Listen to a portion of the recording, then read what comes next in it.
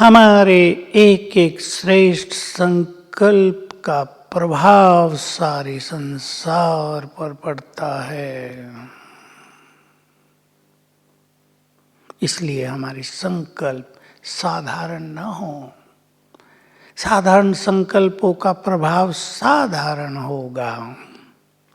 हमें इस संसार से काम अग्नि को बुझाना है। काम की आग चारों ओर जल रही है, सुनामी आई हुई है। संसार के 95% लोग काम अग्नि में जलते जा रहे हैं। हमें शीतल जल के छींटे डालकर इस अग्नि को बुझाना है। काम महाशत्रु है। काम ही सबसे बड़ा पाप है। काम सभी पापों का मूल है। ये केवल भगवान बोल सकते हैं। संसार के लोगों ने तो क्या कर दिया? विदेशों में बड़े बड़े मनोवैज्ञानिक हुए, रिसर्च स्कॉलर्स हुए और काम वासना को छुट्टी दे दी। मेडिकल वालों ने भी काम वासना पर प्रतिबंध नहीं लगाया। अब कहते हैं इम्यूनिटी इनकी कम है, वो अपनी बढ़ाएं। जो विकारों में बहुत रहे हैं, विषय वासनाओं में रहे हैं, उनकी सारी इम्यूनिटी नष्ट हो गई है। पवित्रता परम आवश्यक है। गीता के 3 अध्याय में शुरू में ही है। अर्जुन पूछता है, भगवान मनुष्य न चाहते भी पाप कर्म करने के लिए क्यों विवश हो जाता है? इसका बीज क्या है? उत्तर दिया, काम ही सभी पापों का मूल है। लोगों ने समझ में नहीं आया तो काम की व्याख्या कामनाओं के रूप में कर दी। एक्सपेक्टेशंस, इच्छाएं।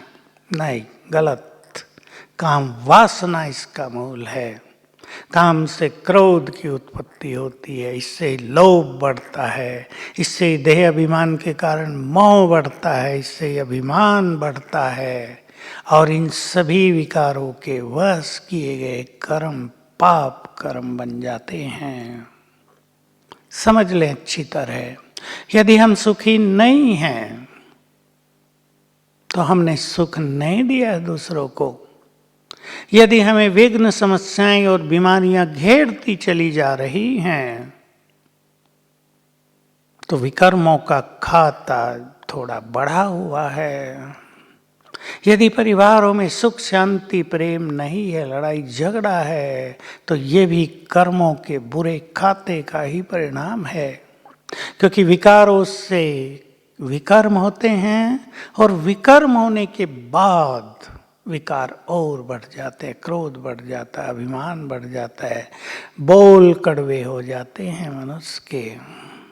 तो हम सभी सबसे पहले इस काम महाशत्रु को जीते। ब्राह्मण बहुत सारे जीत चुके हैं।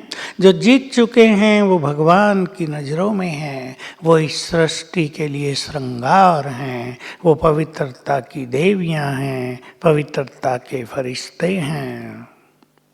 और जो अभी संघर्ष कर रहे हैं, उथल पुथल में हैं, कभी हार कभी जीत, उनके पुण्य भी होते और पाप भी हो जाते हैं। बैलेंस बराबर रह जाता है।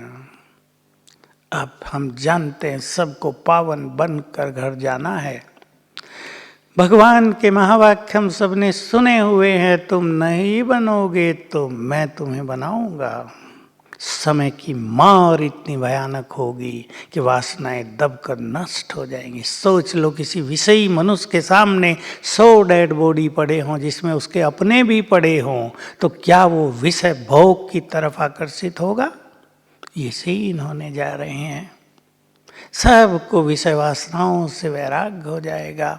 इस संसार में पहले स्पिरिचुअल रिवॉल्यूशन होगा, रूहानी क्रांति, और फिर होगी प्योरिटी की क्रांति। संसार का हर प्राणी अपने मूल स्वरूप में आ जाएगा, पवित्र बन जाएगा।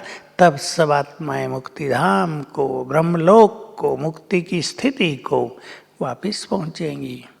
तो इस काम महाशत्रु को हमें जीतना है।